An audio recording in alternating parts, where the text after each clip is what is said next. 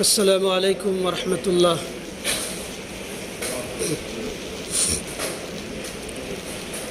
حاضرین جمعہ، پچھلے کئی خطبات سے آپ کے سامنے گناہ کبیرہ کے مہلک بیماریوں پر آپ سے مخاطب ہوں، جس میں شرک، حقوق الوالدین، قتل نفس، غیبت، چغلی، حسد، شراب، سود اور چغلی کے موضوع پر آپ سے مخاطب ہوا تھا۔ آج جو میرا موضوع ہے وہ حسد ہے۔ حاضرین، مذہب اسلام ایک محض روایتی مذہب نہیں۔ سب سے پہلے تو یہ واضح ہو جائے کہ یہ روایتی مذہب نہیں ہے کہ صرف اور صرف ہم جبراً قہراً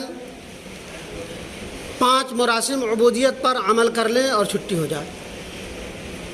یہ جبراً قہراً آپ کو کرنا ہی کرنا ہے، نہیں کرتے ہیں تو اللہ تبارک و تعالیٰ اس کی سخت پکڑ کرے گا۔ لیکن اسلام کا سب سے بڑا طرز امتیاز ہے کہ اگر آپ مسلمان ہیں، ایماندار ہیں، تو آپ کے کردار سے ہر آن، ہر لمحہ، ہر پل یہ پتہ چلنا چاہیے کہ آپ مسلمان ہیں۔ گناہ کبیرہ جس کے تعلق سے کبھی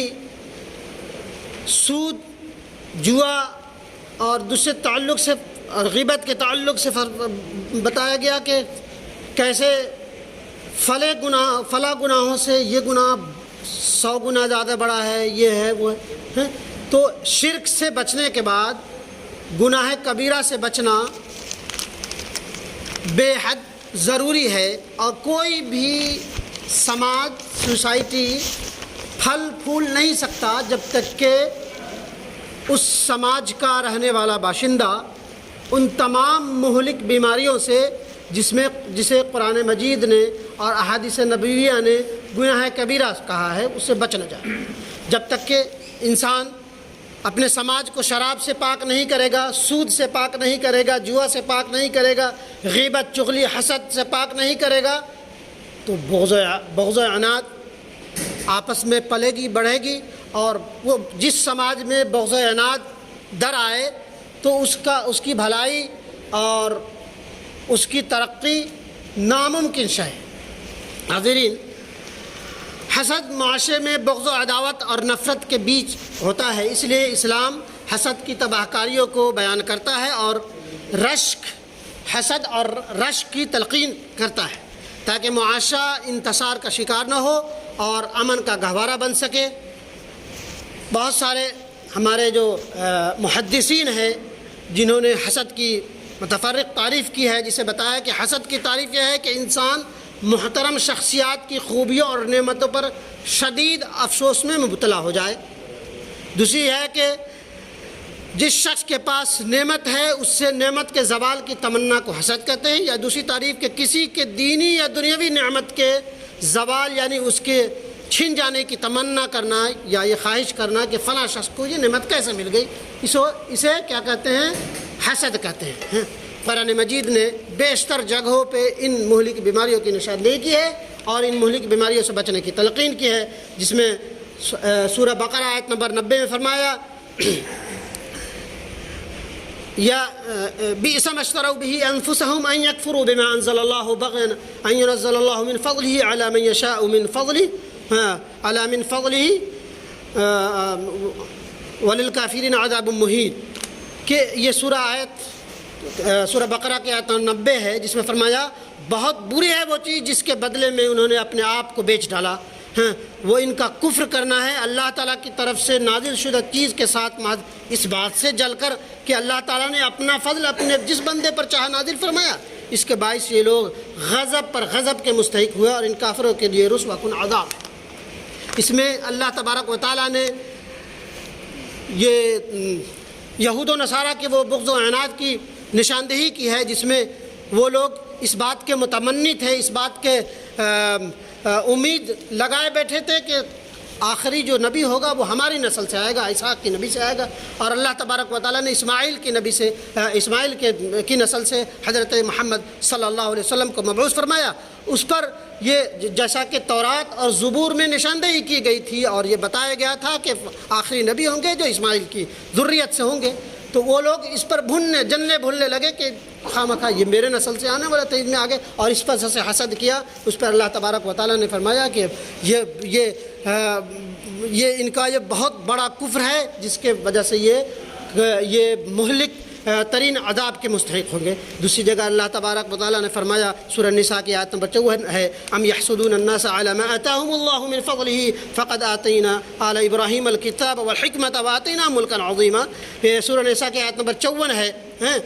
یا یہ لوگوں سے حسد کرتے ہیں اس پر کہ جو اللہ تعالیٰ نے اپنے فضل سے انہیں دیا ہے، ہم نے آل ابراہیم کو کتاب اور حکمت دی ہے اور بڑی سلطنت بھی عطا فرمائی ہے۔ اللہ تبارک حسد ایک طرح سے اللہ تبارک و تعالیٰ کے کارناموں میں اعتراض کرنا ہے کہ اللہ تبارک و تعالیٰ جس کو چاہے اپنا فضل دے، جس کو چاہے اپنی نعمتیں انڈیل دے، تو تم اللہ تعالیٰ کے فیصلے پہ اعتراض کرنے والے کون ہوتے ہو؟ لہذا اللہ تبارک و تعالیٰ نے جس کو نعمت دی ہے اس کے نعمت کی بہبودی کے لیے ہمیشہ متمنی رہو۔ ہاں، رشک یہ ہے کہ رشک اس کو کہتے ہیں کہ اللہ تبارک و تعالیٰ نے فلاں کو جو نعمت دی ہے، اللہ تبارک و تعالیٰ اس کی نعمتوں میں ترقی دے، اللہ تبارک و تعالیٰ اس میں برکت دے، اللہ تبارک و تعالیٰ مجھے بھی اس طرح کی نعمت عطا فرما دے۔ یہ رشک گناہ نہیں ہے، لیکن حسد بہت بھیانک جرم ہے جسے اللہ تبارک و تعالیٰ نے بچنے کی تلقین کی ہے، اور حسد ایسی مہلک بیماری ہے جس سے قتل تک ہوا۔ بلکہ کہا جائے کہ انسان کا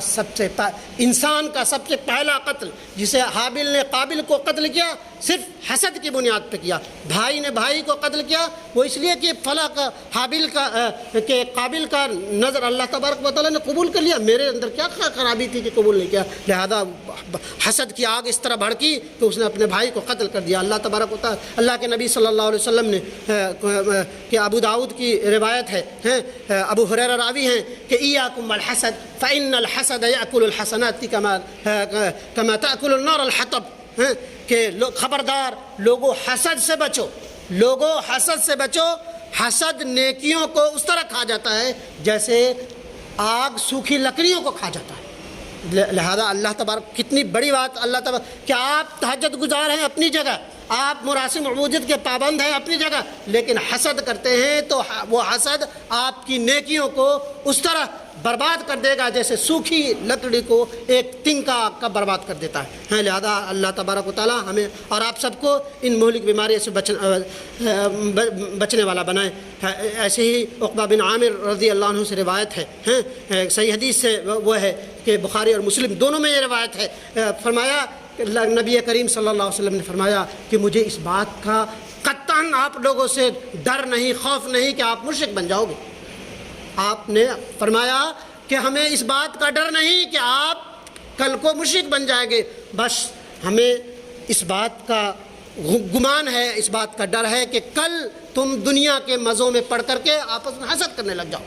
لہذا حسد ایک بھیانک روگ ہے جو سماج کو گھن کی طرح چاٹ جاتا ہے، خراب کر دیتا ہے، برباد کر دے جاتا ہے۔ لہذا اللہ تبارک و تعالیٰ، لہذا ہمیں اور آپ سب کو اپنے گریبان میں جھانکنا چاہیے کہ ہم کہاں کہاں ان بھیانک بیماریوں کے شکار ہیں۔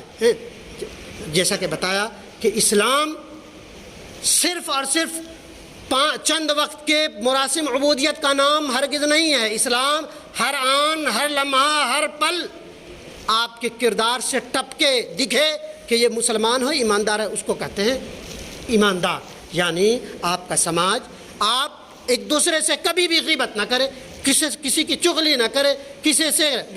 کسی کی حسد نہ کرے، جیسا کہ انس بن مالک رضی اللہ عنہ سے روایت ہے، صحیح بخاری کی روایت ہے کہ تم ایک دوسرے سے بغض نہ رکھو، حسد نہ کرو، غیبت نہ کرو، اللہ تعالیٰ کے بندو بھائی بھائی بن کر کے رہ جاؤ۔ تم میں سے کوئی شخص اپنے بھائی کو 3 دن سے زیادہ قطع تعلق توڑے نہ رکھے، بلکہ 3 دن سے زیادہ آپ اپنے بھائیوں سے قطع تعلق ہرگز نہ کریں، جیسا کہ